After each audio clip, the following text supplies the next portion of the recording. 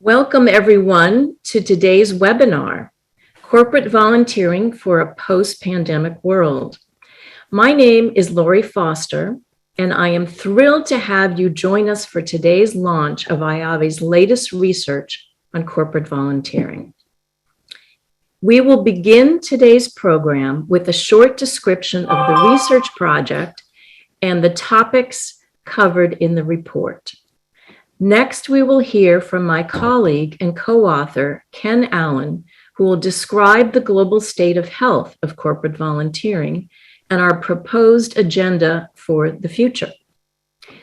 Following, we will have a panel of experts in corporate volunteering respond to our agenda, and then you will have a chance to ask questions. So be prepared, put them in the chat at any time that they occur to you. Finally, at the end of our webinar, we will tell you how to access the report. We ask that you stay muted so that we can hear the speakers. And today's presentation will be recorded. Let's go to the next slide. We are extremely grateful for the sponsors that provided both intellectual and financial support for our research. We could not have done it without them because we did extremely extensive research, and we were fortunate to be able to hire researchers in each region of the world with great knowledge of those regions. I would like to acknowledge right off the bat my co-authors. First of all, Dr. Kenn Allen, who pioneered the study of corporate volunteering in the United States with his first research in 1979 for the National Center for Voluntary Action. He was the lead researcher and primary author of IAVE's landmark research on global companies volunteering globally in 2011. So this research we're showing you today is a significant update to that. Kenn also authored The Big Tent, Corporate Volunteering in the Global Age. He was, during his career, executive director of NCVA and a member of the original staff that subsequently became the Points of Light Foundation. Kenn was also world president of IAVE. He was our executive director and has been a leader in the field for quite some time. I also want to recognize Monica Kroll, our other co-author. We were fortunate to add a cultural anthropologist to the team, and Monica did a tremendous amount of data analysis, interviewing, and writing, and we really couldn't have done it without her. Monica currently is writing a series of articles and capturing stories of the nonprofit efforts in Poland and Ukraine in response to the Ukrainian refugee crisis. And you can see her articles on IAVE's website. We also had, as I mentioned before, a brilliant team of researchers from every region of the world working with us. And we started out, some of us met in person almost 2.5 years ago, and then we would meet virtually pretty frequently, about every 2 weeks. So from India, Benedetta Folletti from Europe. Hosan is a consultancy in China where 3 or 4 experts helped us to interview Chinese companies. Tanya Haddad from Lebanon. Do Young Kim covered Korea for us. Arena covered Russia. Arita Manzanilla covered Latin America. Jacob Mati, Africa, and Sarah Middleton, North America. Grateful for their participation. I also want to acknowledge my colleague, Jessica Hahn, who is our marketing communications expert and also the designer of the research. Wait till you see what a beautiful job she did. Finally, let's go to the next slide. And these are the topics that we have covered in the research. It's quite extensive, and you will be able to download by chapter or chapters or the full report. And at the end of the presentation, we will show you exactly how to do that. For this research, we had a team we had interviews with close to 200 different individuals. And we're grateful for those who spent time in sharing their program details and their views about corporate volunteering. As I mentioned before, we interviewed 80 companies headquartered in 32 countries, covering close to 8 million employees. And the time spent on these interviews ranged from 2 to 4 hours. They spent time giving us their honest views and significant details about their programs. And this was a contribution to the field of corporate volunteering. We also interviewed leaders of NGOs, leaders of volunteer involving organizations, consultants, and academics. We have produced this report in an ebook so that you will be able, as I mentioned, to download chapters or the full report. Also, our researchers have written detailed reports of volunteering in each of their regions, and this will become available as a part 2, available in a couple of months.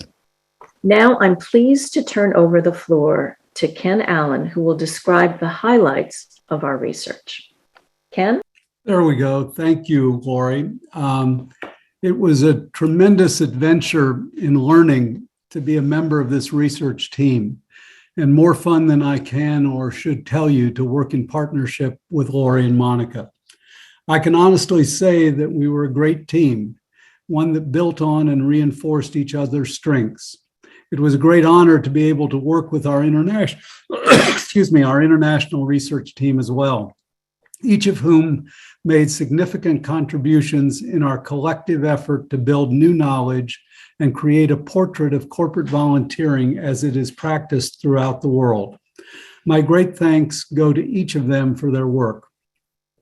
Together, we had the opportunity to witness the evolution of corporate volunteering in real time as companies had to make difficult choices about the nature and scope of their programs in the face of the global COVID pandemic. We saw them move quickly, although not always smoothly, from well-established in-person programs, the core of what corporate volunteering always has been, to make the transition into an emphasis on virtual programs, the vast majority of which were invented on the run, reacting to the new realities imposed by the pandemic.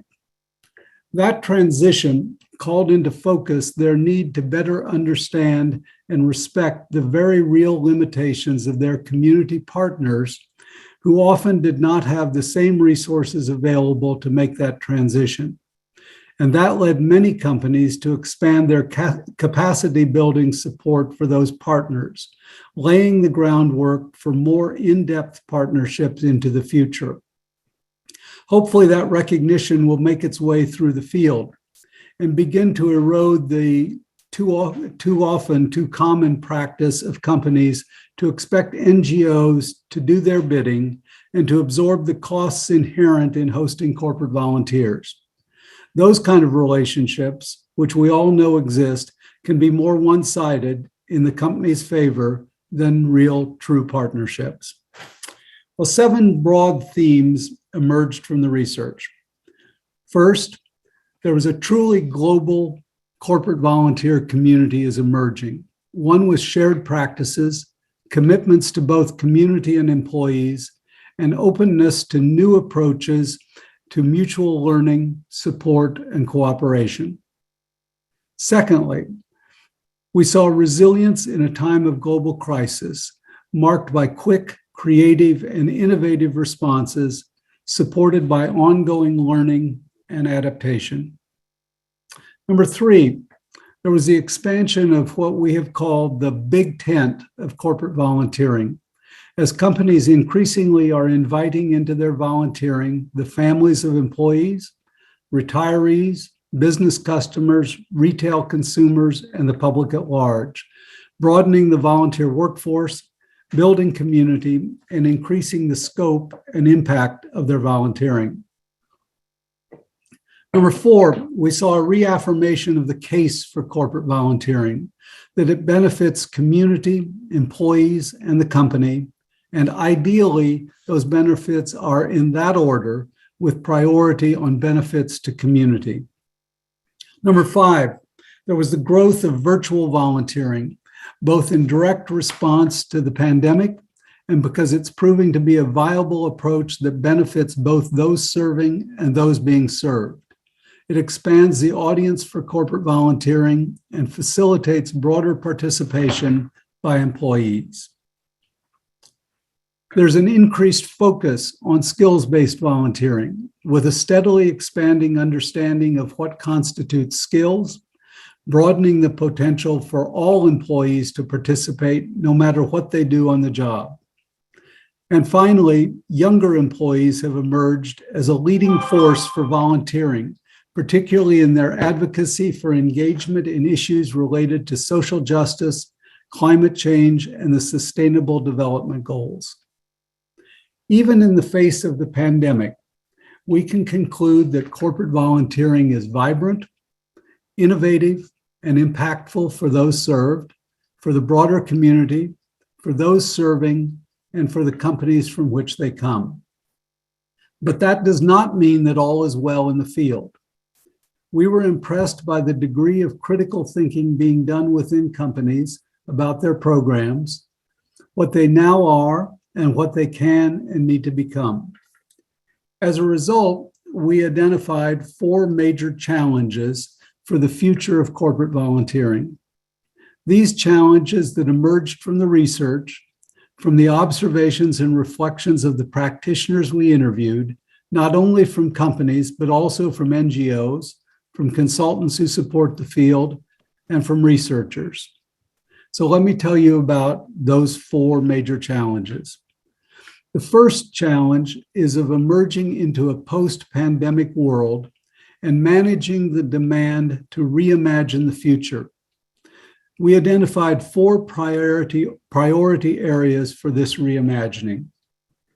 First, there is the increasing expectation that corporate volunteering must focus on issues of equity and social justice. And here I'm going to call on Lorrie, who's going to give us just a couple of examples of how that's now playing out. Lorrie? Thanks, Ken. Yes, we had a number of companies who were doing really interesting work with volunteers in the areas of racial and social justice. For example, Medtronic volunteers worked with the Mapping Prejudice program at the University of Minnesota to virtually read through deed and covenants and highlight where language excludes people of color and other national origins from owning property. Then the maps were used to try and right some of these wrongs. Discovery's Orange Farm project, in partnership with the city of Johannesburg in South Africa, is a program that seeks to help one of the most deprived communities in the region. And volunteers work in the areas of health, in youth, and in enterprise development. And they work in such a way and are monitored, their results are monitored so that they can truly see if they're making progress.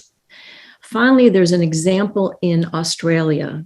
Woodside volunteers work for a period of 6 weeks with Jawan, the Aboriginal Development Organization, and partner with those employees. Those employees partner with the Aboriginal people to work on different business development issues to help to equalize that community. Thanks, Ken. Back to you. Thank you, Lorrie. A second component of this challenge is that work must be done to plot the future of virtual volunteering. So second piece, work must be done to plot the future of virtual volunteering. We know virtual volunteering can be done with sufficient investment in our NGO partners to help them build and sustain both the technological capability and the staff capacity to manage the work. But what is the appropriate balance between online and in-person volunteering? What activities are most amenable to which approach? How do we factor in micro-volunteering and other online activities that do not require interaction with other people, but are making a valuable contribution to achieving the mission of partner organizations? Third, cross-border volunteering must be re-engineered to meet new realities in companies, in the lives of their employees, and in host countries. We met companies that are seriously reconsidering their cross-border programs because fewer employees are interested in leaving home for extended periods, because of the cost of the programs steadily increasing, and a sense that much can be done virtually. And again, I'll turn to Lorrie for an example of this rethinking. Yes, we had a company that we interviewed, BD, the medical device company in New Jersey, and they have a 15-year history with the volunteer service trips. But in the pandemic, they made some interesting adjustments. They were able to work with Heart to Heart International and created a virtual program that deployed 16 BD volunteers remotely to provide COVID-19 infection prevention training to over 700 individuals throughout the United States. So some creative adjustments, which we've seen in many of the other cross-border programs as well. Thank you, Lorrie. So the fourth component of this challenge is that skills-based volunteering must be redefined to offer greater inclusiveness and a renewed focus on excellence. I once visited a property management company in Asia that included craftspeople and maintenance workers in their cadre of skilled volunteers, and then sent them into apartments occupied by seniors to do repair work and to improve their physical standard of living. But how many companies view all of their employees as skilled and seek ways to engage them in volunteering? The second challenge is that of coming to scale, doing more for greater impact. It's hard to disagree that now is the time when that is essential. This research illuminated three elements of the needed corporate response. First, we need a recommitment to the Sustainable Development Goals. A key conclusion of this research has been that the UN's 2015 Sustainable Development Goals, the SDGs, have proven to be educational, inspirational, and aspirational, but rarely truly and fully operational in corporate volunteering. In part, this is because companies respond primarily and most directly to the SDGs through their core business functions and practices. But too many companies are willing to use the SDGs as a way to simply categorize their existing volunteering, rather than intentionally designing volunteering that directly contributes to the SDGs. We also see increased efforts to measure what constitutes doing more. The simple fact is that there is no agreed upon international way to measure the scope of corporate volunteering. The number of volunteers, but does that include one-time volunteers as equal to those who volunteer repeatedly? Hours volunteered, but what about massive one-off events? Is all volunteering equal? What about environments in which the company's expectations of participation are essentially coercive? How do we count those volunteers?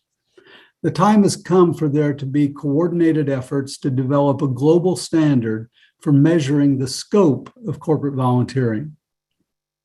And similarly, we need a stepped-up focus on documenting greater impact. If we can't agree on how to count volunteering, we certainly cannot agree on how to measure the impact it has, whether that impact is on the recipients of the service, the volunteers, or the company. Impact 2030 tried, but could not build enough sustained support to keep itself alive and complete the work. Consultants are developing products and processes to do it, but inevitably that will result in competitive models. It's a dilemma for all of us in the field. Third, then, is the challenge of creating a volunteer-friendly environment in the company. Here we have 5 prescriptive potential steps to achieving that. First, we need to position community service broadly and volunteering specifically as an explicit expectation for the company as an institution and for everyone in it. Second, it is critical to overcome the stubborn resistance of middle managers and human resource professionals. We heard some version of that from the vast majority of companies we interviewed, and it's clear that it is a resistance that only top management can resolve if we can get their attention. Third, we need to invite broad participation, moving beyond employees to include family members, retirees, customers, suppliers, etc. And Lorrie, you have, I think, an example for us here. I do, Ken. We saw the company AB InBev in Mexico not only included family and friends, but also the entire community. And they even created a platform so that community members could find volunteer opportunities to volunteer alongside the employees. Also, Banco General in Panama had a program specifically for employees' youth, aged 12 to 21, believing that it was important to get them used to volunteering. Finally, Dell has a program where their customers can volunteer alongside employees. So some good practices out there. Thank you, Lorrie. Next, we need to ensure the availability of sufficient resources to manage existing programs and invest in developing new ones. In short, companies must cough up the cash and the people that programs require to become truly world-class. And finally, we need to recognize and reward the skills required to be an effective manager of a global corporate volunteer effort. The managers of corporate volunteering who we interviewed and the ones we've worked with for years have to be among the most skilled, innovative, and flexible people working for companies. Yet we are seeing a constant churn, a turnover in their ranks. They are jobs that carry with them high visibility, great expectations, and a tremendous amount of hard work. And Lorrie, I think you have a comment to add to that. I do, Ken. Because I work closely with our corporate peer network, the Global Corporate Volunteer Council, I see how hardworking the volunteer leaders are. They're very creative, especially during the pandemic. They've been super innovative, but they are under-resourced. And I think that I feel strongly about this last point, that they need to be supported and celebrated even more. Finally, there's the challenge of becoming global leaders for volunteering. At the end of the day, it's not enough for companies to have great volunteer programs or to encourage other companies to get involved. Companies also must become active advocates for volunteering writ large. Their knowledge, their resources, their skills, their images, and their reach can make a critical difference, particularly in communications. They can bring to life and sustain the needed enabling environment for volunteering. Here are just a few ways they can do that. They can make a sustained long-term commitment to volunteering as a priority part of company culture. They can aspire to be a leader for the field, including as a thought leader. They can make it the highest priority to create innovative, impactful volunteering to achieve the Sustainable Development Goals. They can demonstrate commitment, support, and personal engagement by members of the C-suite. They can become an active public advocate for volunteering, including through partnerships with NGOs, governments, and other companies to develop and promote high-impact volunteering. They can make sustained financial investment in volunteering a priority through the company's philanthropy. They can invite others to volunteer, moving beyond active employees to include other companies, retirees, families, customers, vendors, and the general public. And finally, they can provide leadership, expertise, and financial support for local, national, and international leadership organizations for volunteering. All of these things are possible when there's a final critical element thrown in: the full understanding of and active engagement of the CEO and what we now call the C-suite through personal engagement and a sustained public advocacy for their companies to be true global leaders for volunteering. In the course of our research, we interviewed 6 C-suiters from around the world. One of them, Bongiwe Njobe, head of social investing at FirstRand Limited in South Africa, is with us today on our panel. The others interviewed were Jacques van Broek, then CEO of Randstad in the Netherlands, Chaco Thomas, Managing Director and CEO of Tata Coffee, part of the international Tata conglomerate, Nikki Clifton, President of Social Impact at UPS and the UPS Foundation, and Tim White, Corporate Executive Officer and Executive Vice President of Fujitsu Global. Another one was Lorenzo Mendoza, CEO of Polar in Venezuela. And we're going to have him with us in just a moment in a recording.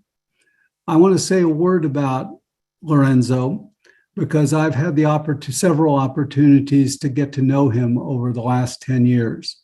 He is a remarkable man, the CEO of a family company in Venezuela, a country that is at the extreme edge of danger for people who live there, the extreme edge of need, of poverty, of conflict. And through it all, Lorenzo has held strong as an image of solidarity for his employees and their families, and for their customers, their vendors, and for the entire society.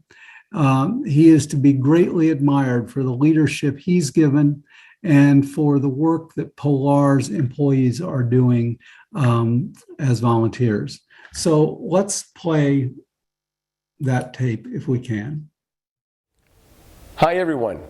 Thank you for inviting me again to participate with you guys of the International Association for Volunteering Efforts.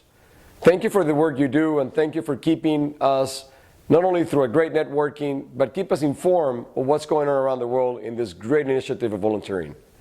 Volunteering really moves the world to a better place.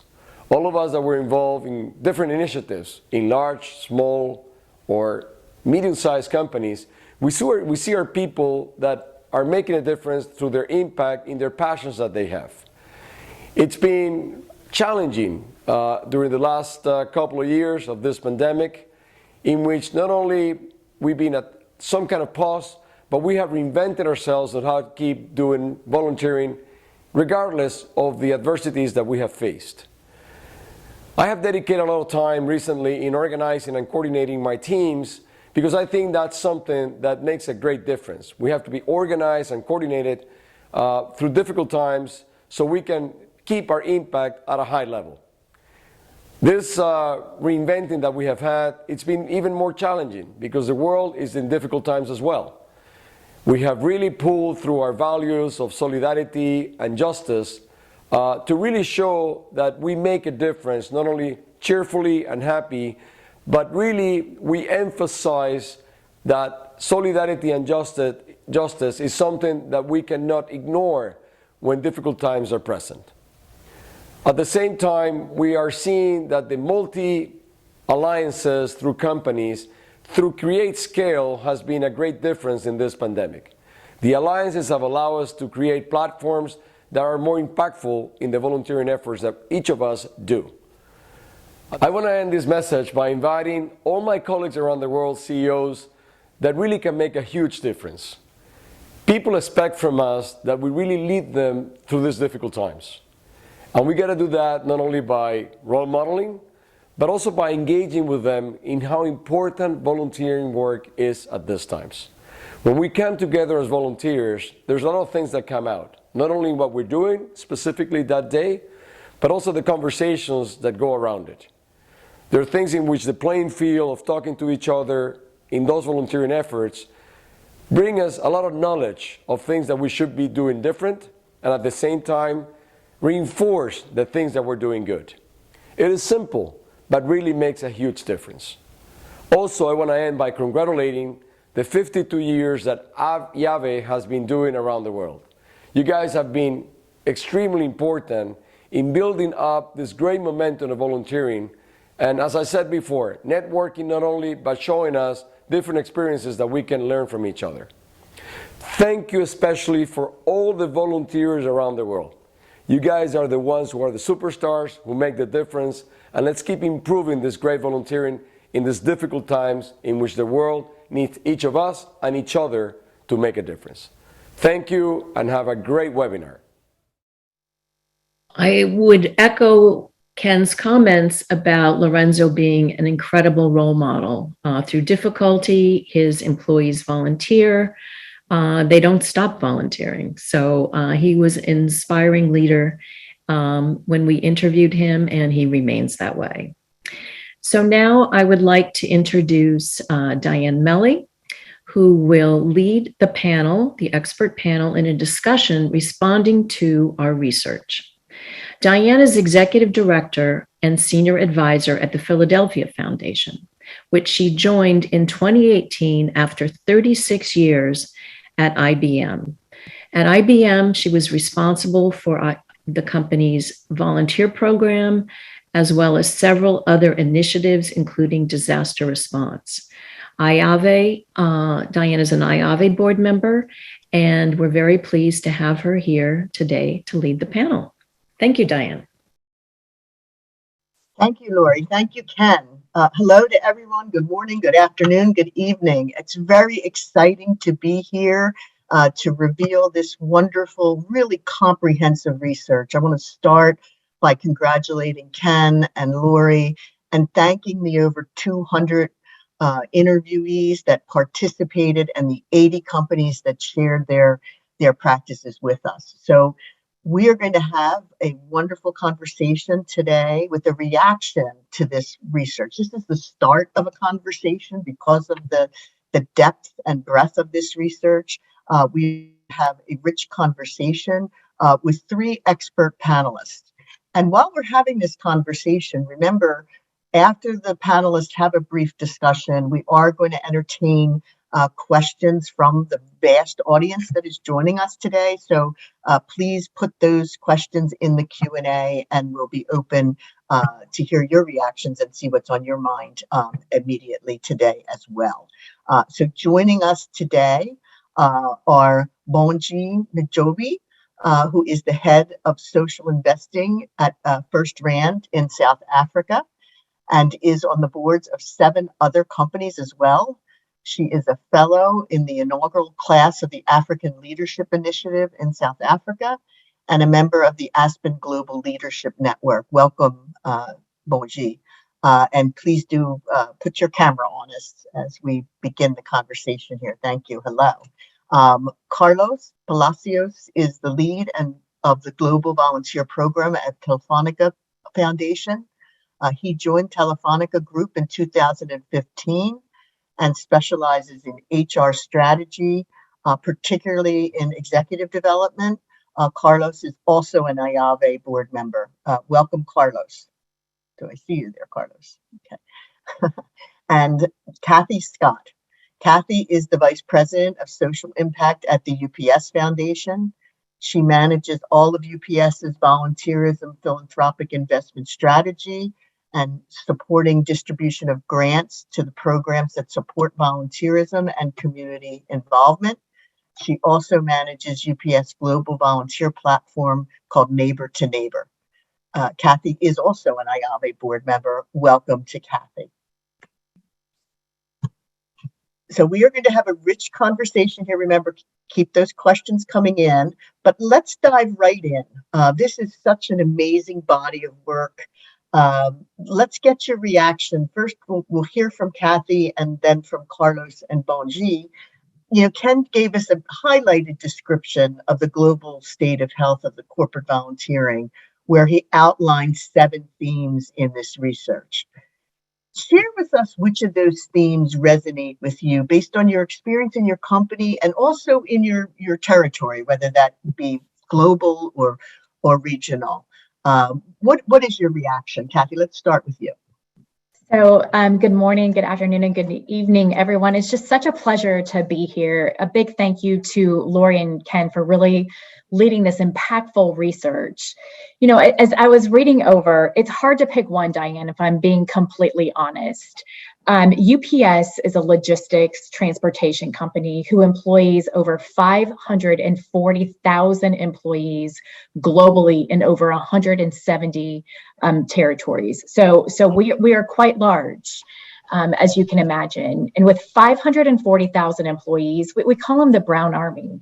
That's pretty impactful. If I really had to narrow it down, we are on if I'm being honest, we are on a strategic refresh here in the foundation on our employee engagement. How can we deliver the greatest impact for communities that are in need? How can we be most flexible and most agile as the pandemic increases? Or how can we shift to make sure that we are delivering volunteers and mobilizing skills that can really lift these communities?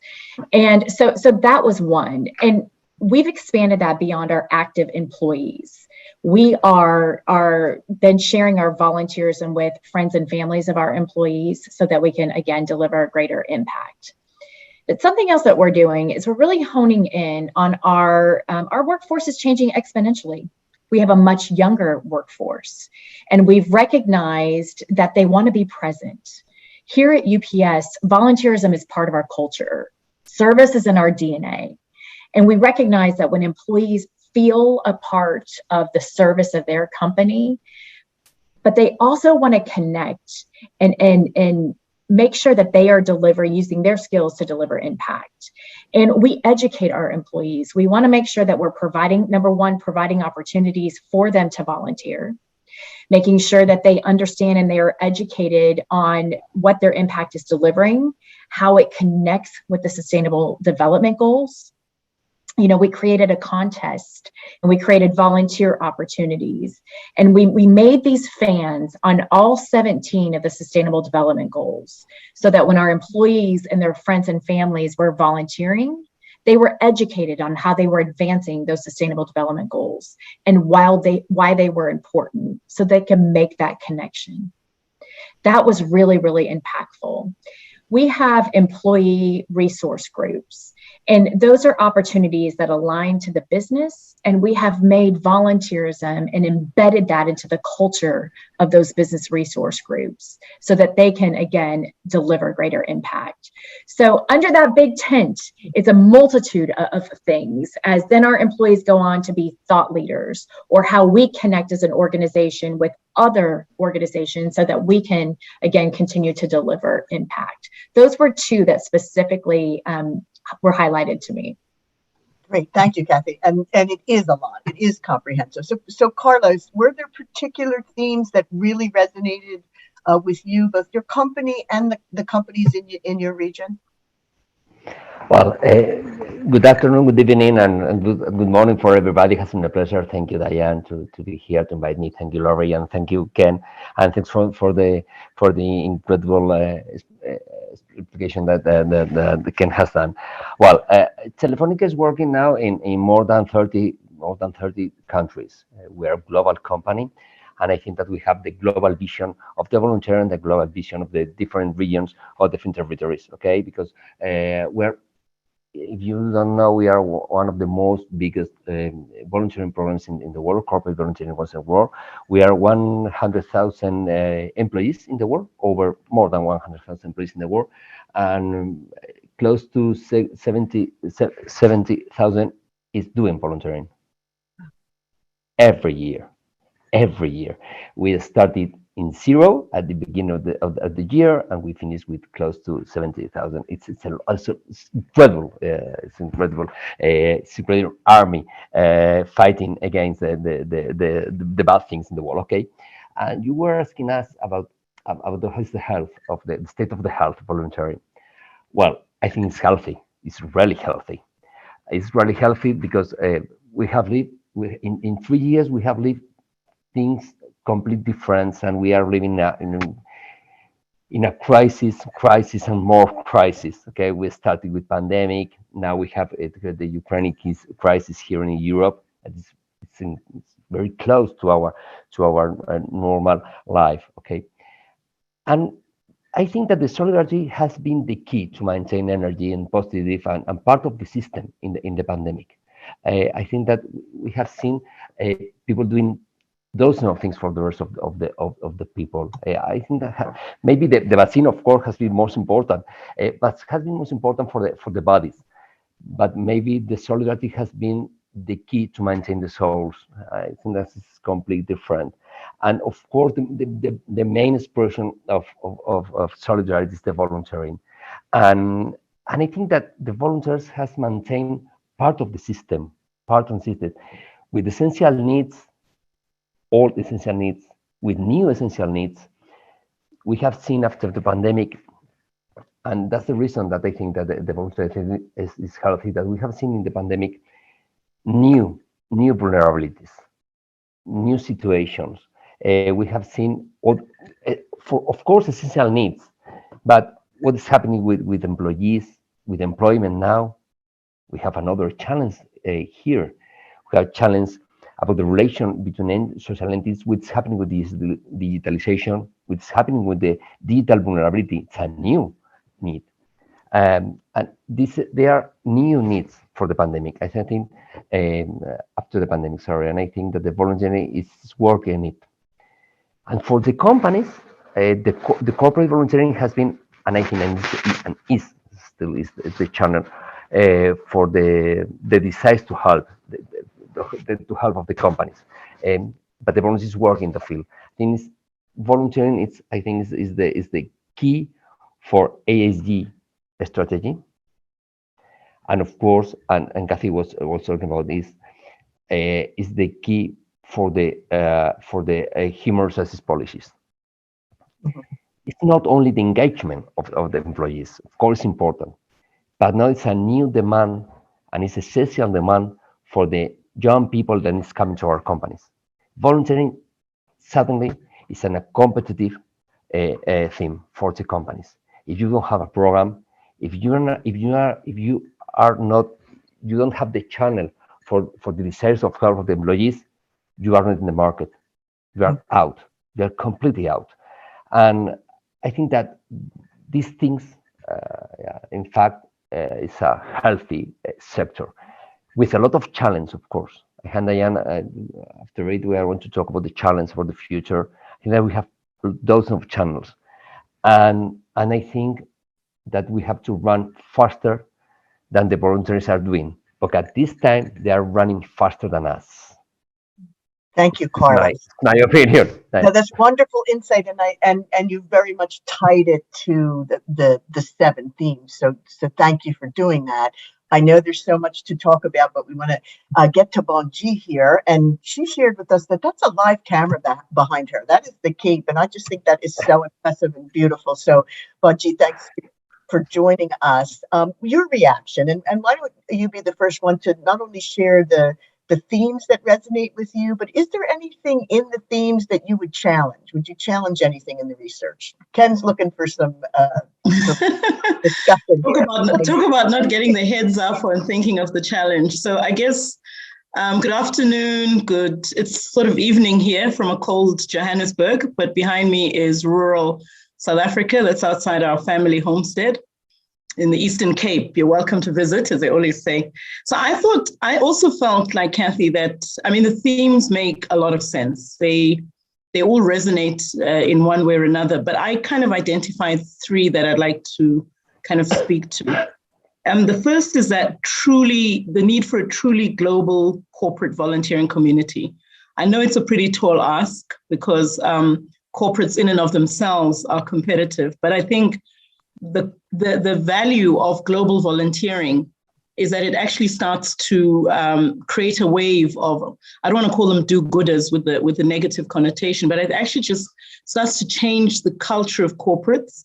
And I think the points around younger people coming into the corporate world, it might actually keep younger people in the corporate world, because sometimes they sort of come in and there's no social connection.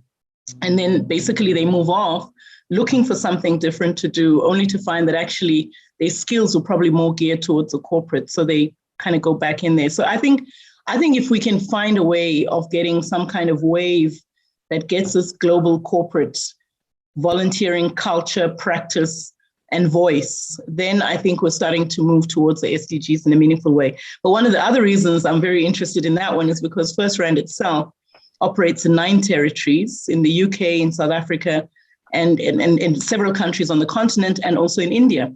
So we kind of straddle 3 continents, and I think there's an opportunity for us to create this cross-cultural experience of volunteering. The second one that resonated with me, interestingly, is the reaffirmation of the case for volunteering. When I joined FirstRand as the head of social investing, I had to make the case again for volunteering. And it's been quite an interesting journey, because what we did was we kind of reflected on the past, I think, 20 years of volunteering at the bank. And we thought about what we've learned, and we thought about what makes sense to people now. And so if you think of it, there was a different set of people in the room from the ones who started the volunteering practices in the bank. And clearly the issues around youth involvement, around relevance, became very pertinent in the responses we got from the different people in the team. So I think just restating the case for corporate volunteering provides an opportunity for corporates to actually have a connection to society in a way that can enrich their ESG narrative. And I mean, it'll be authentic if they actually have that connection to society. It also allows for the skills-based volunteering, the skills and experience-based volunteering to grow. We've found in our world that because of the historical approach to volunteering, there was a lot more, there was a significantly lower number of volunteers. And we're trying to reach, I think, I can't remember which company it was, has a 40% volunteering of staff. So we're currently sitting at 18 to 20%, and we're trying to get to 40. And the only way you can get there is to tap into this amazing wealth. I mean, we've got almost 49,000 employees, and a lot of them are highly skilled, finance people, legal people. They've got amazing skills that they can offer. But I also thought what was interesting in the report was the fact that this in increasing a focus on skills development, skills volunteering, being creative or being open to a different interpretation of what skills that are available is important. And I just wanted to share a conversation I had with our team when we were talking about what they could do. So they're very good at raising funds and mobilizing themselves in order to, because they receive matched funding from the foundation, that one of the foundations that we have. But when they focus and they talk about what they do as volunteering, they tend to talk about the end result. So we collected shoes and gave them to a school, or we went and mentored people. What they miss is this unique skill that people who actually operate in an organized work environment, in a formal work environment, of being self-organizing and mobilizing resources. So I kept on saying to them, but there's this additional skill that you guys bring to the table. And if you were to help NGOs understand how to self-organize and how to raise resources, you're contributing as well to the sustainability of those NGOs. So sometimes there are these soft skills that we have that we don't bring to the fore, and we need to bring them. So I think in that concept of expanding the definition of skill, I see the opportunity in just some of the things we take for granted in our lives. And then I think that I think when we do that, then we start opening ourselves up to people who may or may not have a specific skill, but have a particular experience that they can share in communities where or in areas where those kind of experiences are needed. So so I kind of picked the 3, but not stuck on them. One can continue talking about the others, but I think those 3 kind of resonated with me where I'm at right now. Thank you, Bongiwe. I think that's very insightful. And if we had more time, we could go through all of them. So it is very comprehensive. Again, we're just starting the conversation. We're going to very quickly pivot and talk about the proposed agenda for the future that Kenn discussed. He talked about 4 challenges, or as I like to always say, 4 opportunities. So maybe I can hear from each of you briefly so that we can then open up for the audience Q&A. Which of those, and again, it can be one, it can be all of them, or it can be a general reaction to the proposed agenda for the future. So let's start with you again, Cathy, and then we'll go to Bongiwe, and then we'll go to Carlos. mix it up. There's so much I want to say in so little time. I mean, this is just an incredible, fruitful conversation. I think one of the challenges that we face, certainly with the size of our organization, is recognizing that volunteerism is not one size fits all. In developing, these opportunities of volunteerism. Our workforce is different. We have support workforce, we have those in operations. And in one way, most recently, as we really looked at our workforce, we are very operationally driven. The bulk of our workforce works in a hub environment where they are loading packages to ship. They don't have the opportunity to volunteer in some respects. A lot of them are part-time positions and they're going on to a second job or to school in the afternoon. And we wanted to pivot and provide them opportunities. So we brought in nonprofits to our operations to provide opportunities for those. We targeted those employees as having a greater need to volunteer, but not being given the opportunity. So we brought it to them. And I thought that was a great example of flexibility and agility. What else we have found, again, going back to the one size fits all as a global organization, it looks different in different parts of the world. And again, we have to be agile and flexible. I think another challenge that we found is specifically during the pandemic and post-pandemic is we've required a lot from these nonprofits. And so we, as an organization and a corporate leader, have had to help build the capacity of these organizations to be able to provide volunteer needs that they need to mobilize. So I think that's been a big challenge. It's not a one size fits all. So we, again, have to be flexible and agile. And I'm going to take 30 seconds to answer a question that I saw come through, because I think it's really important for every organization and company is how do you educate your employees on the 17 Sustainable Development Goals? What is an example of that? One of our volunteer goals, so UPS has committed by the year 2030, in alignment with the Sustainable Development Goals, to mobilize 30 million volunteer service hours. That's a tremendous feat. And so we have to find ways, again, that we can connect. We average about 3 million hours a year where our employees track those volunteer events. But food insecurity was huge during the pandemic. So no poverty was the SDG. So we asked, and food security happens everywhere around the world. And so we shifted our volunteer model to focus on food insecurity. How could we connect with local food banks to provide virtual opportunities? It may have been drop-offs where you didn't have to have that physical engagement, but we also were able to educate them on how they were advancing that Sustainable Development Goal. Great. One size does not fit all. Thank I was hearing, sorry, Diane, I was hearing Cathy, and Cathy has been talking about agile and flexibility. I think this is the first challenge. We need to run faster than the volunteers are doing it. In fact, the real. I have an example in Ukraine, the crisis in Ukraine.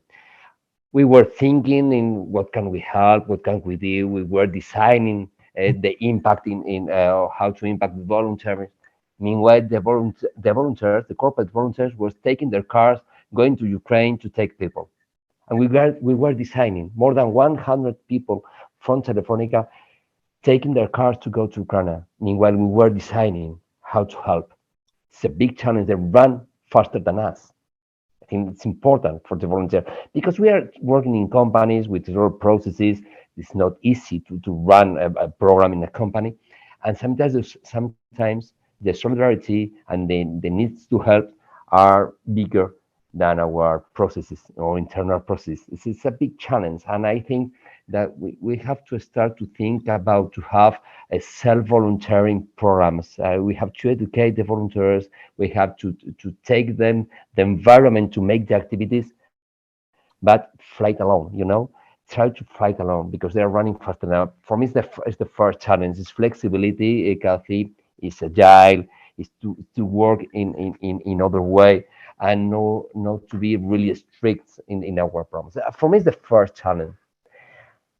And of course, I work in Telefónica, and we have another challenge. I have all the all the third sector, all the social entities, and of course the volunteering programs or corporate volunteering has the challenge to digitalize of the digitalization of the volunteering.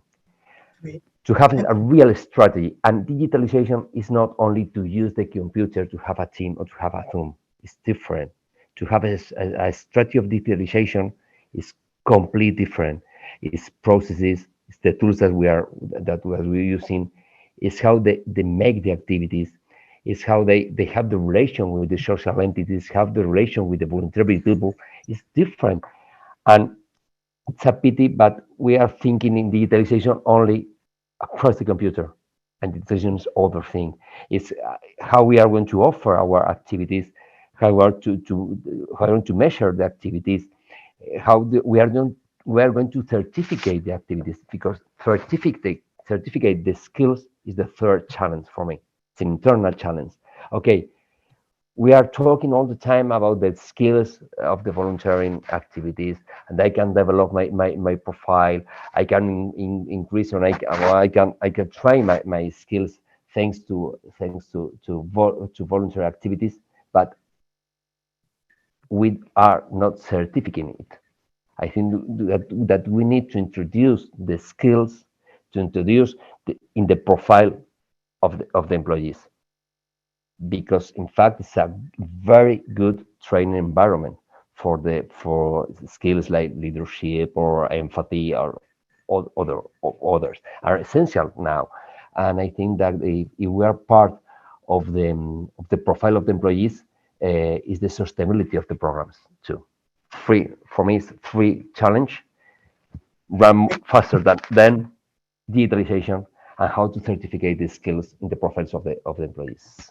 Great. Thank you, Carlos. And I think your examples, especially the Ukraine example, really emphasize that this research, this approach agenda for the future is now.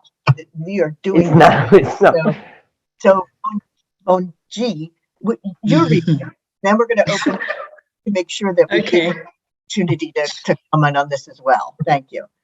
So Diane, I picked challenge number 2. I really think development needs to have facts and figures. And I know we need to measure financial, or call it concrete, objective data, but we need to find ways of measuring the non-financial stuff, the non-objective stuff. I don't want to call it the social stuff. So I think perhaps if there's one limitation, Ken, if you want to deal with something else, how do we measure? I don't want to call it the feel-good feeling, but how do you measure the sense that we've actually moved on because of an experience of being part of a volunteering engagement? Again, just kind of, so I walk into FirstRand and, within 2 weeks, I'm attending a ceremony of mentors and mentees talking about their experience. It was a volunteer. The staff had volunteered with various organizations and I think principals of school primarily. And we're talking about how it had worked. So correctly, you had the mentor and the mentee standing at the stage at the microphone and talking about their experience. But the mentor was clearer about what they got out of the experience as opposed to the mentee. And it just raises this question about when we do go in for volunteering, how do we set first of all, the expectations of both parties out of this experience? And secondly, how do we measure the non-tangibles that have come out of this experience? Employee value propositions, I think HR systems are trying to measure employee happiness, through all sorts of other proxies for employees, how they perform at the workplace. But I think out in society, we still don't have the kind of metrics that we need. So for me, challenge number 2 is the preeminent one out of the challenges. If we can measure the impact of volunteering in kind of objective and non-tangible, intangible and non-tangible terms, we then again have a contribution into the achievement of the SDGs, because part of the SDGs is also around some of these social cohesion, changes in behavior as a consequence of that interaction. Documenting the lessons for me is another exciting way in which you can then take experiences across borders. you can keep going back to experiences to reflect on specific case studies. So, I mean, this report is going to be extremely useful for as a point of reference. But I think just finding ways in which we document what we're doing. I was talking to a colleague, because we work with him, from the African Center of Philanthropy.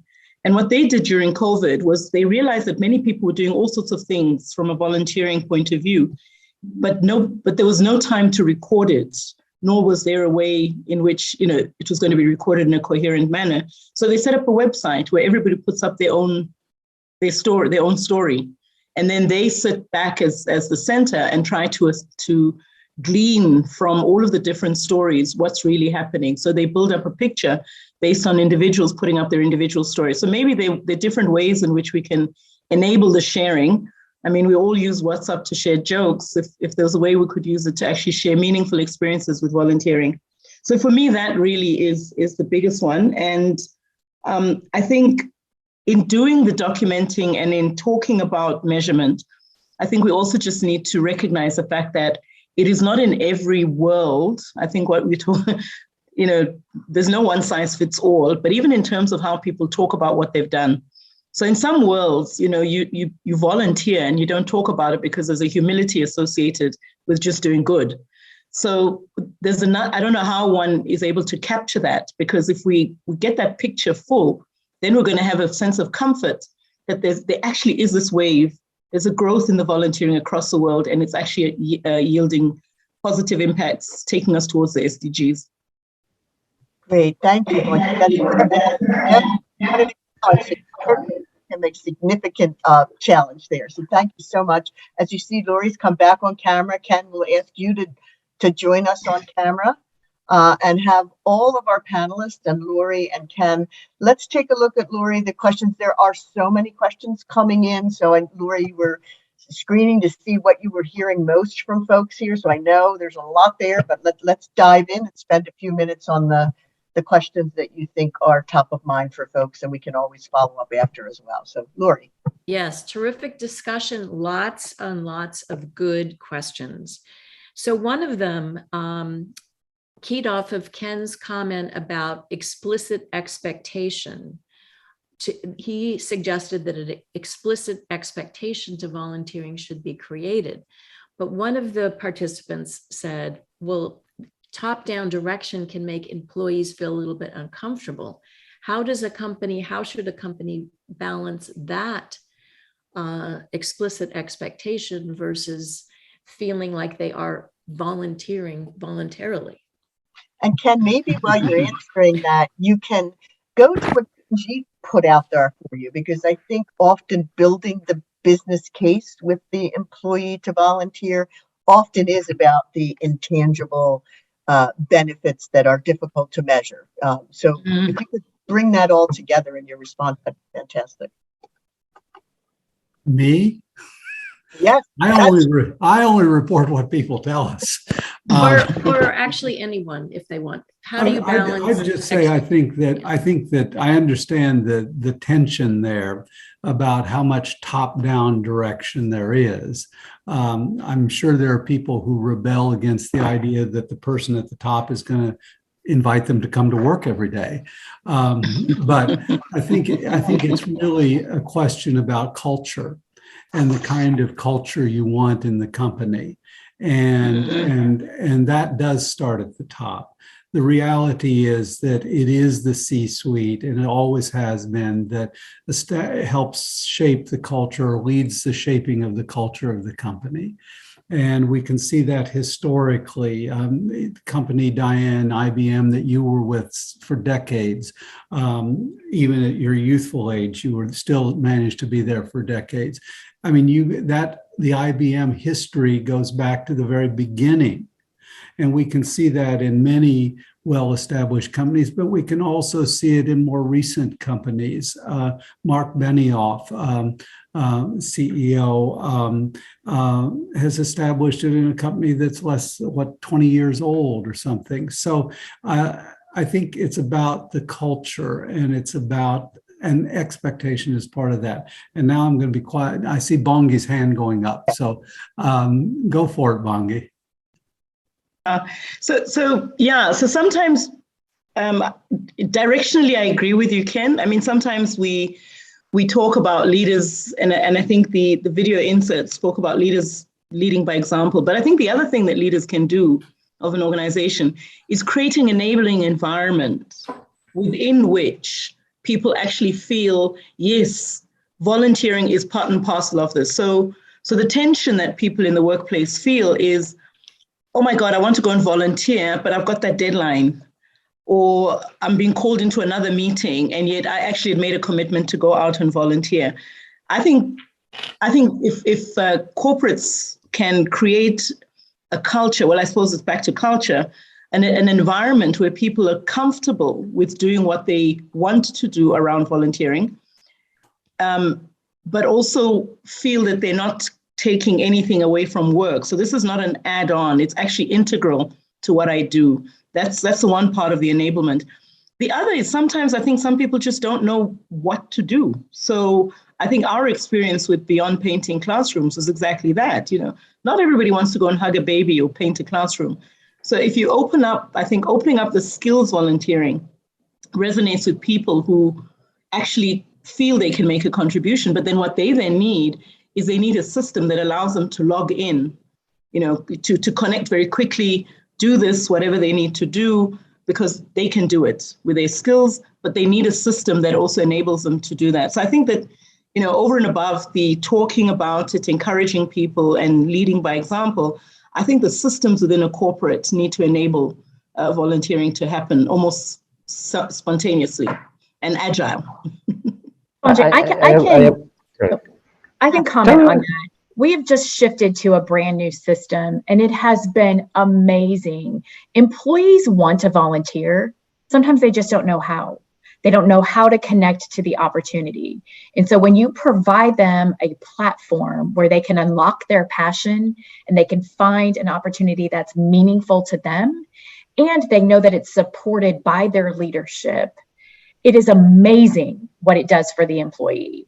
Those employees also really feel embedded in their culture, and they feel a part of something bigger than what they are when they know that they can connect that way. And so we've just journeyed on a brand new platform this year, and it is paying dividends back. Great, and thank you both. And I think I'll just make one comment because I'm allowed to at this part of the session. I also think that the marriage of the technology with the culture and enabling the employees to engage where they want. And often companies will be pushing their agenda in terms of this is where we'd like you to volunteer, whether it's their global initiative or other special initiatives that they're launching. But I think where we really bring together that welcoming culture that Ken's talking about from leadership and that Bongiwe is talking about is that enabling those employees to volunteer where and when they want, what's passionate, and the technology enables that, but it then welcomes them in, and they will eventually want to engage in other things that are corporate agenda, but really we've got to get them engaged in their personal passions first and be all supportive of that. So I know we could continue to talk on this one, but Lorrie, can we take one more question? Yeah, let's take another one. Great. Are there particular areas where corporate volunteering could collaborate, where companies could collaborate to increase their impact in achieving the SDGs or a particular SDG? I don't see any smiling faces. Yeah. Collaboration is the tough one. We know that there are, much like IAVE's global corporate volunteer council, there are councils in different regions around the world. And that is the point, right? All of these organizations and wonderful groups for corporates to come together, believe in what we're saying in the research, and are we all going to move to impact together on a particular issue? So I think we do see that. And I think I'll put you on the spot, Cathy, because UPS has done a phenomenal job. It tends to, during disaster times, companies come together and impact on certain social issues. So what you have done and what UPS has done with the response to the COVID-19 crisis gives you one example of companies coming together and really unleashing the power of corporate volunteerism on an issue. And I think that ties to thinking that we can translate to the SDGs. Yeah, thanks, Diane. Yeah, I'll give you a brief example of that in our work. So we are a logistics company, as I mentioned, and from a commercial standpoint, we're responsible for transporting and delivering millions and millions of vaccines all over the world. That's from a commercial standpoint. But what we did philanthropically was to work and collaborate with other nonprofit organizations and local governments to deliver life-saving vaccines to remote locations that did not have access. And we call that vaccine equity. So in the continent of Africa, we were delivering these vaccines, but we deployed logisticians. It's one thing to deliver vaccines to a remote location, but where are you going to store them? How are you going to keep them cool? How are you going to provide access? And most importantly, who are you going to train? And how are you going to mobilize volunteers? And so we leveraged our assets, we leveraged the power and skills of our people, and we leveraged and collaborated with very specific partners on ground and with the local governments for us to be able to do that. And so I think it's just this catalytic effect of collaboration and working with the right partners to be able to deliver something like that. And then I think it's around what we can do pre-disaster. So how do we help build communities before a disaster hits so that unfortunately when it hits, that these small businesses are prepared for those. And then how we help them post-pandemic to recover. Again, that's Oops. Looks like, oh, there she goes. She's moving again. She is freezing up on us. So, Lorrie, I'm going to move to one. I know we have many more questions in the chat, but we are at time. So I'm going to ask Carlos and Bongiwe a very important question, because this is, again, revealing research that we were able to scratch the surface and have such a great conversation. But if you had to sum up the future of corporate volunteering in one phrase or sentence, I know it's really tough, guys, and I think Cathy might be back again. I ask each of you. I'm back. I think I was frozen. Yeah, you were frozen. So I'm asking each of you to make your closing remark on the future of volunteerism as it relates to this research. We will close out the call. So why don't we start with you, Bongiwe, and then we'll start with Cathy. Could I just preface I do have a phrase with the fact that we actually don't have a definition for the recipient of the volunteering experience. So we need to have a respectable term that speaks to them. So my phrase is, the future of corporate volunteering must have multidimensional realization of benefits. And that is the three parties, the corporate, the employee, and I hate the concept of a recipient as a beneficiary, but we need another word there. But that's the point. To me, Diane. Thank you, Carlos. To me, Diane, it's that the future.